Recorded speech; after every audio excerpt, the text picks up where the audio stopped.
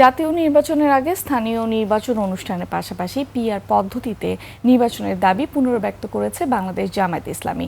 আশুরা নিয়ে ঢাকা মহানগর দক্ষিণ জামায়াতে আলোচনা সভায় এমন মন্তব্য করেন দলটির নেতারা। দাবি করেন যারা এতদিন দেশের ক্ষতি করেছে তাদের দ্রুত বিচারের আওতায় আনার। তারা মন্তব্য করেন সত্যিকারের ইনসাফ কায়েম করতে হলে দেশে ইসলামী আদর্শের বিকল্প নেই। যতদিন এদেশে পদলেহনকারীরা থাকবে ততদিন এদেশে সত্যিকারের গণতন্ত্র প্রতিষ্ঠিত হবে না। ঢাকা মহানগর দক্ষিণ জামায়াতের বিভিন্ন পর্যায়ের নেতারা সভায় অংশ নেন। অ্যাকনল সোপ, দেশের নাম্বার 1 হালাল অ্যান্টিব্যাকটেরিয়াল সোপ, ন্যাচারাল ব্যাকটেরিয়ালাইসিসের সুরক্ষায় ফ্রেশ ও অ্যাক্টিভ সবসময়।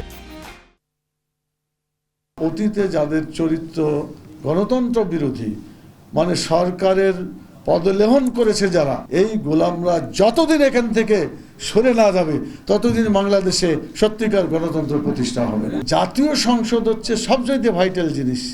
এটা যদি ক্ষতি হয় তাহলে গোটা জাতি ক্ষতিগ্রস্ত হবে।